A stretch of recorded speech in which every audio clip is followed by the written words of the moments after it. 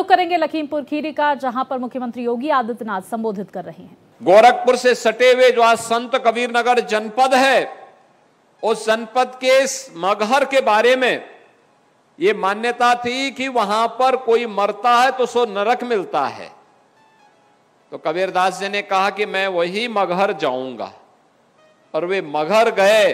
उन्होंने उस पाखंड पर प्रहार किया जो स्वर्ग और नरक के बारे में एक मान्यता थी, लोगों की एक भावना थी कि काशी में स्वर्ग मिलेगा और मगहर में नरक मिलेगा। उन्होंने कहा मैं उसी नरक में जाऊंगा। आज आप जाइए, मगहर में पूरा अमन चैन है, खुशहाली है। संत कबीरदास जी की समाधि स्थली भी है, और वहां पर डबल इंजन की सरकार ने, भारतीय जनता पार्टी की डबल इंजन सरकार ने आज कबीर पीठ की स्थापना और शोध केंद्र बना करके बहुत भव्य कार्यक्रम भी आयोजित किया। स्वयं प्रधानमंत्री मोदी जी ने उसका शिलान्यास किया, और पूर्व राष्ट्रपति माननीय श्री रामनाथ कोविंद जी उस कार्यक्रम में हम लोगों ने आमंत्रित किया था। उनके हाथों से उसका लोकार्पण का कार्यक्रम भी वहां पर संपन्न हुआ। यानी हम कर्मों को प्रधानता न देकर के केवल उन मान्यताओं पर विश्वास जब कर लेते हैं, याद रखना आप अच्छे हो या बुरे हो, इस बात पे निर्भर करता है कि आपका कर्म कैसा है। अगर बुरा कोई व्यक्ति करता है और वह अच्छे फल की आशा करता है, तो मुझे लगता है कभी संभव नहीं हो सकता है।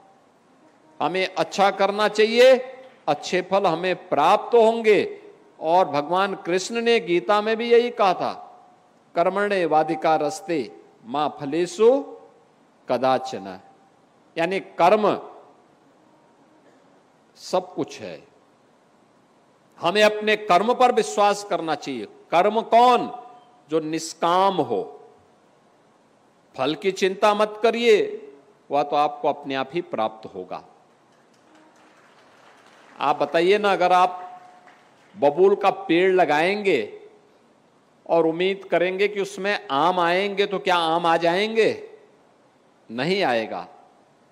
इसके लिए आम का ही पौधा लगाना पड़ेगा, मेहनत करनी पड़ेगी, तब 5 साल 7 साल के बाद आपको आम खाने के लिए प्राप्त होगा, और एक लंबे समय तक आपको इसका आनंद प्राप्त होगा। बाग लगाएंगे, लोगों को भी खिलाएंगे और व्यवसाय भी कर सकते हैं, बहुत कुछ हो सकता है।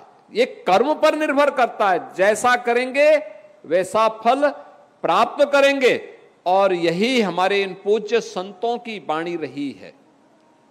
काशी की धरती ऐसे पूज्य संतों के ज्ञान से हमेशा ही समाज का एक मार्गदर्शक रही है।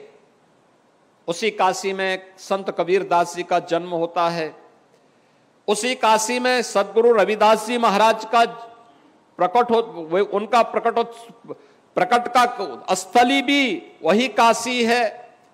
वही काशी है जिसमें अनेक ऐसे पूज्य संतों ने अपनी साधना से प्राप्त सिद्धि के माध्यम से लोक कल्याण का मार्ग प्रशस्त किया।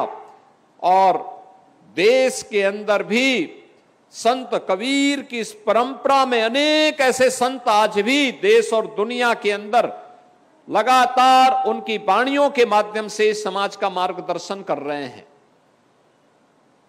याद करना, जातीयता पर भी प्रहार किया था संत कबीरदास जी ने,